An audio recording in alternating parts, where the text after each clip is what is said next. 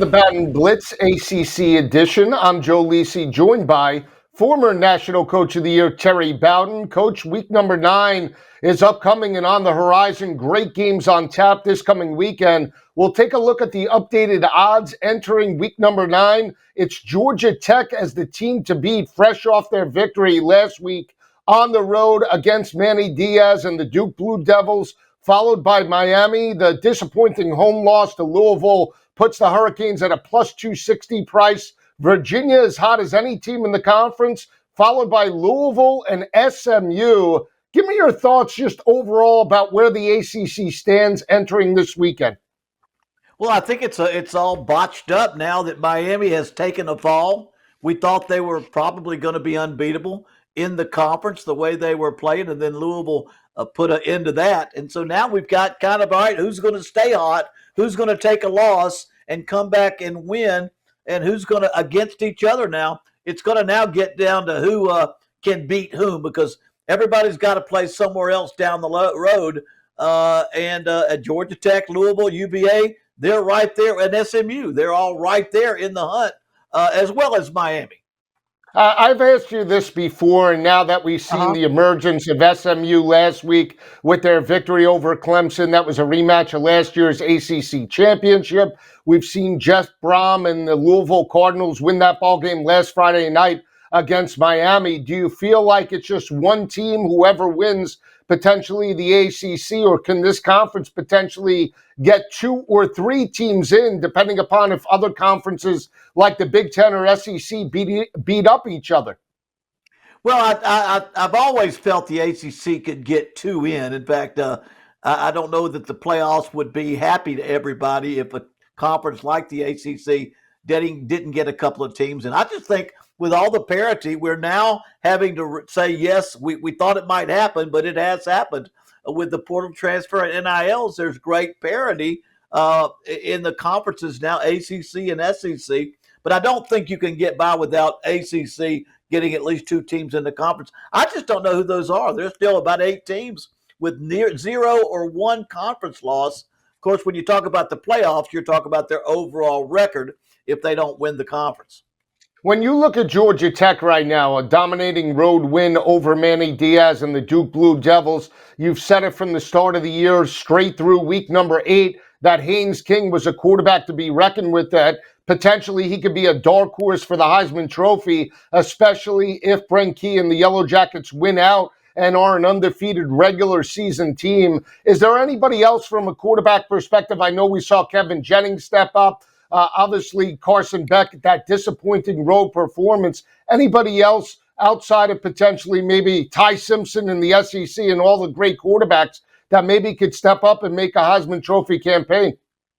Well, there's just not being enough talked about yet besides Haynes King. And he's the kind of guy that's a dual threat that doesn't have the unbelievable quarterbacking type numbers. So it's going to be hard to get him the national voting that you would be if you had the numbers as a throwing quarterback. But, Kevin Jennings has got SMU. SMU has not lost a ACC game in regular season for 2 years. And they just keep coming back. They don't ever go away. And they're now right back in the thick of things. But I'm going to say this. I think Carson Beck, who was very much a front runner, I think 4 interceptions in one game throws him completely out. I don't think the voters can forget that game no matter what happens. He can still lead them to the conference championship. He can still lead them to the national championship if they rebound. But when the time the Heisman voting comes around, I don't know if people can forget 4 interceptions that should have been 5. And they play Stanford, and Stanford comes to South Beach this coming weekend. We're not going to break the game down in later segments, but they are a 30.5-point home favorite over the Stanford Cardinals. Stanford did get the victory over Florida State at home as a 17.5-point dog. And if you're Miami, you can't look ahead. Just because you're 30.5-point home favorites, you have to take care of business. You have to get back on the winning track and build that momentum. Just big picture about the mindset of this team entering week number 9. Well, if you have the mindset of a champion, if they have any aspirations of being put back up there on that shelf of national championship contenders, they've got to come back heavy and hard and just crush Stanford. They've got to come back. This is kind of like when Florida State played UVA and they were right on top, but they never responded to that game, and they kept on going backwards. If Miami is as good as I think they are or were, they will crush Stanford. They will come out there, and Stanford may have had a pretty good game against Cal, but it still was as much Cal not playing that good as it was Stanford playing that much better. And I think Miami goes down there and takes it out on Stanford. And I think they get back. They're too good overall. And that was a very unique game they lost last week from the first two series where Jeff Brom proved what a great head coach, offensive play caller does when he has an off week. 14 points in the first 10 minutes, 10 points in the last 50. They got beaten, whipped by coaching preparation, and then turnovers by your quarterback. Those two can be dealt with. So it's still, Miami's got something to prove. They should have a great game at home this week. Well, you talk about Jeff Brom. He's been a top 10 killer, not just in Louisville, but even in his days at Purdue, knocking off teams like Ohio State. So that's a great aspect for the Miami Hurricanes. Can they rebound at home? Everything's in front of them. If Miami wins out and gets back to an ACC championship caliber type of game and faces off against Georgia Tech, they'd have an opportunity to potentially make the college football playoff and win an ACC championship. We'll talk about it the rest of the way. Coach, we didn't bring this up, but you and I have talked about it off air, the situation regarding Florida State and Mike Norvell. They're really at a disadvantage now in terms of money buying him potentially out. But if you're Florida State right now, you've lost 4 straight games. You haven't won a game in the conference. They're now on a 9-game losing streak. Everything looks so promising at the start of the year, especially when you get a victory over Alabama. Where does Florida State go from here? We have talked that they have to most likely get to 6 or 7 wins. They're really in a conundrum now, not just the team overall, but the organization and school potentially on which way to go. Yeah, they have really got themselves in a bind because they have already gone all out. There's not another level financially Florida State can go. That's why I said at least a week ago that they can't afford to lose to fire Mike Norvell. And the old saying, they can't afford to fire him until they can't afford to keep him. But they're right now committed. They've got $180 million tied up in a new stadium improvements. They open a brand new athletic football exclusive facility building. They've given him a huge contract. They've given his assistant coaches. And remember, my father was there for 34 years, 14 years he had in the top 4. Well, when you have a head coach there that long, you never increase like you should. You never build. And then Jimbo Fisher left because they wouldn't build. And I think they understood that's what they had to do. But the question is, did they jump on the wrong horse? Did they jump on the wrong horse? They believe in Mike Norvell. I hope he is because I think he's the kind of guy they want. But they're going to ride him out till the end of the season, I believe. If things do go south, would they ever entertain reuniting with Jimbo Fisher, being that he wanted facilities, and now the facilities are there and he's in a unique situation? Well, Jimbo, it's funny. He made some people mad, but he did exactly what Florida State needed to hear. You're not going to compete for championships unless you put money into facilities, and they wouldn't do it. So he left. And now they said, you know what? Bobby Bowden was there so long, we didn't do it. With Jimbo, we had a champion, and we wouldn't give it to him. And so now they've done it. But so they're committed to building. They just have nowhere to go right now. The question is, what do they do? Where do they go if they can't turn this program around? Everybody's riding at Florida State on Norvell getting that program righted. We'll see what transpires in Tallahassee the second half of the regular season. When Coach and I return, we'll dive into those Week 9 matchups, including SMU on the road in Winston-Salem, coming up next.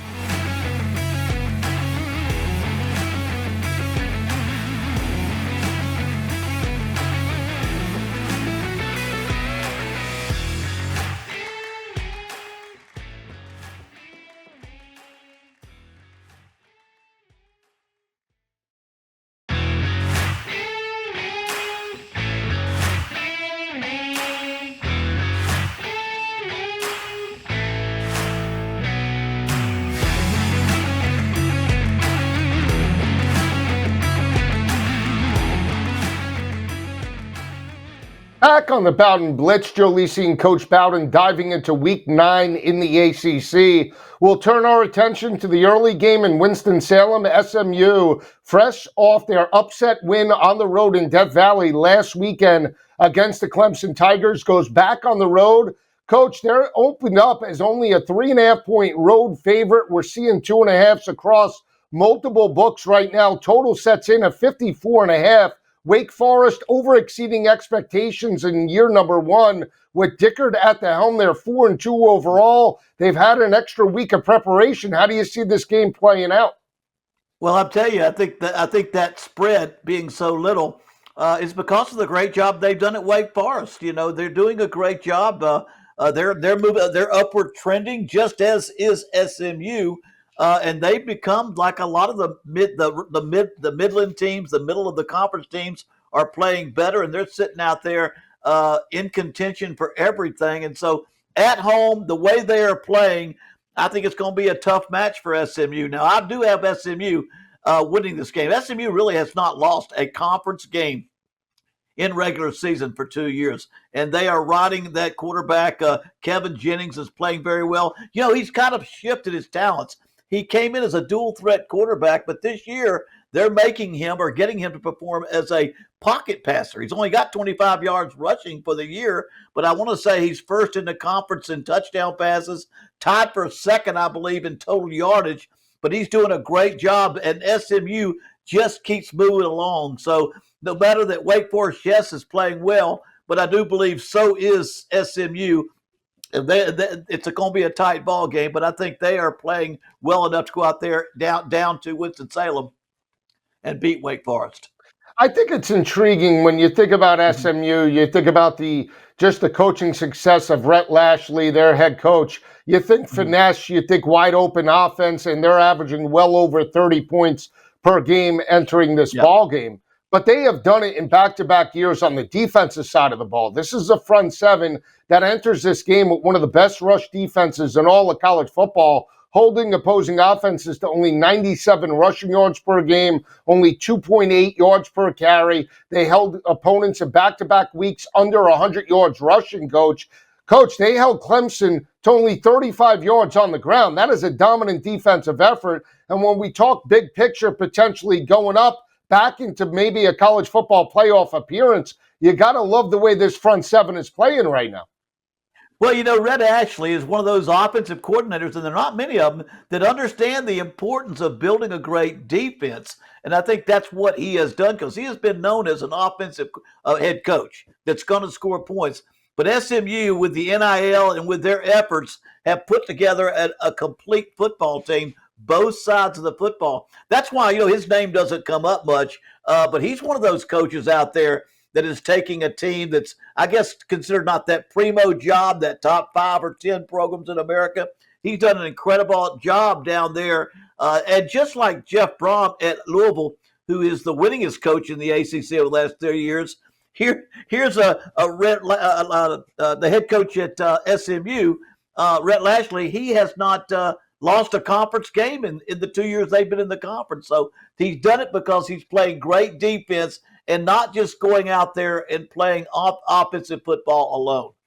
Yeah, Wake Forest does have an extra week of preparation. 2 weeks ago, they went on the road to Corvallis with Deshaun Purdy, the backup, and got that win in dominating fashion. This is an offense that's averaging 29 points per game, only giving up 20 points to opposing offenses. They are 2-2 straight up at home in Winston-Salem. This was a team under Dave Clawson last year that struggled at home, only 1-5 overall. Much better road team in recent years than they have been at home. I would lay the wood with SMU in this matchup. The South's oldest rivalry. We're not talking about the Deep South, Auburn and Georgia. We're talking about the ACC rivalry, Virginia and North Carolina. North Carolina, Coach, has won 3 of the last 4 in the series, including last year in dominating fashion. They won this matchup 41-14. But it's a tale of 2 teams. Virginia, as hot as any team in the conference. They only have 1 loss in the regular season. They go on the road laying 10.5 points in this ball game, Coach. 51.5 is the total. We saw North Carolina lose a very close ball game against Cal. How do you see this matchup playing out?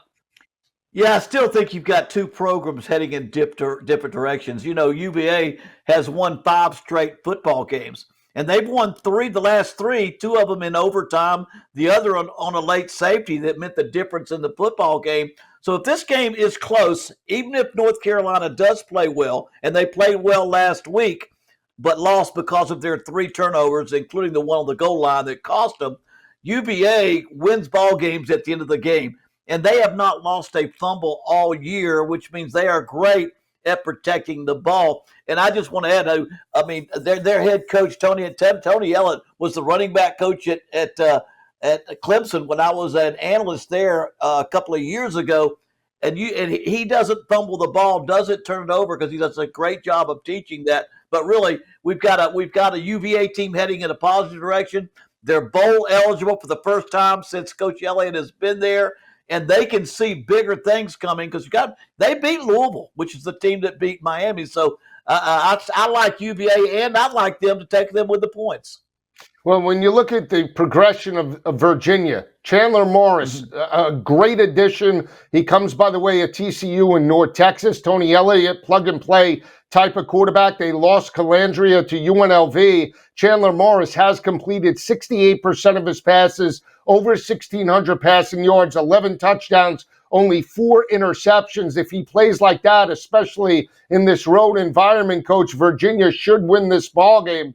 Virginia, another team in the conference, very good in run support, holding opposing offenses less than 4 yards per carry and only 120 yards on the ground against opposing offenses. If North Carolina is going to win this game, what do they have to do offensively? Well, they have to be able to run the ball better too, and their quarterback, they have not gotten much production out of their quarterback, Gio Lopez. I think he's got 3 touchdown passes the entire year. That's not the way you got to have a quarterback play. They've got to be better balanced, throw the ball, make big plays. They've got to be more productive because they're not scoring very many points. 18.7 points a game. They're going to have to score more points because they're not going to be able to keep up with Virginia. When we come back, the battle in Atlanta, Syracuse and Georgia Tech, coming up next.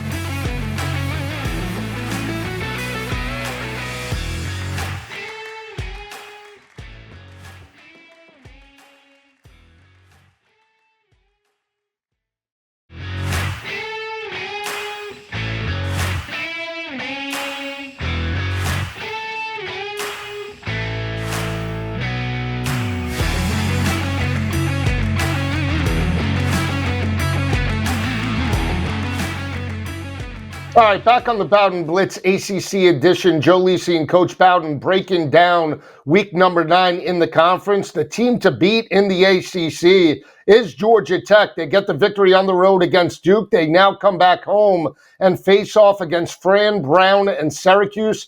Syracuse catching 10.5 points against Pittsburgh. It was close maybe for a quarter. After that, Pitt ran away with it. They get the road win and cover against the Orange. Coach, right now on paper, it seems like Georgia Tech should dominate this matchup, but we're talking about 17.5 total points, maybe a potential letdown. I don't think there's any doubt Georgia Tech wins at home, but I'm going to take that 17.5 with Fran Brown and the Orange in this matchup.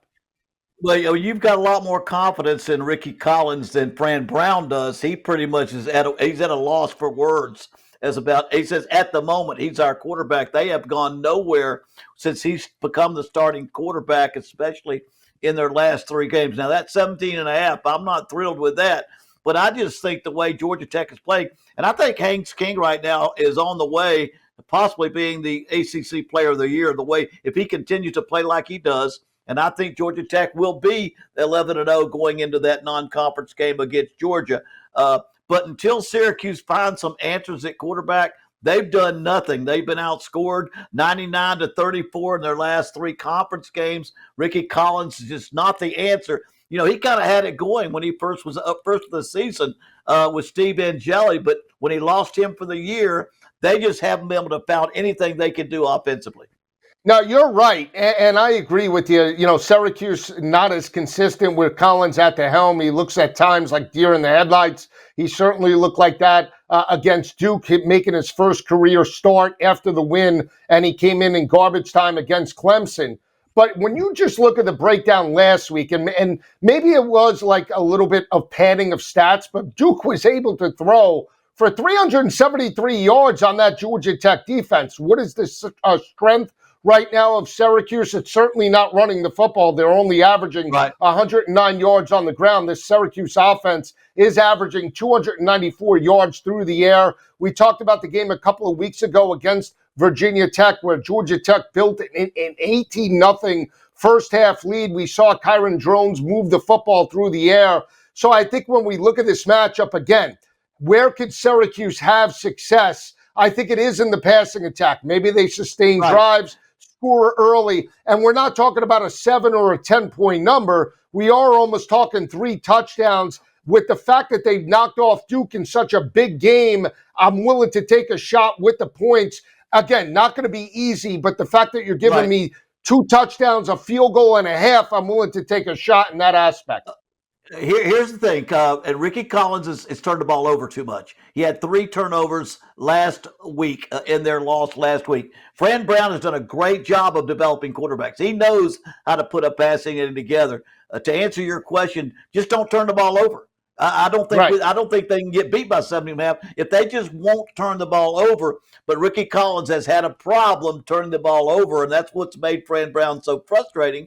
Because he had 3 interceptions last week. I want to say he had 6 or 7 for the year. So if Syracuse can keep from him throwing interceptions, Fran Brown's going to have a creative passing attack, and that's the one thing that could keep this game close.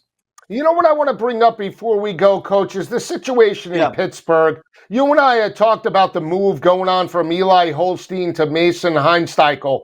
All that kid has done is put up numbers and win now. They're on a 3-game heater, and Pat Narduzzi came out this week and said he believes the ACC, from a parity perspective, is as strong as any other conference. Do you agree with that sentiment about Narduzzi coming out saying from top to bottom the ACC is as good as the Big Ten and SEC?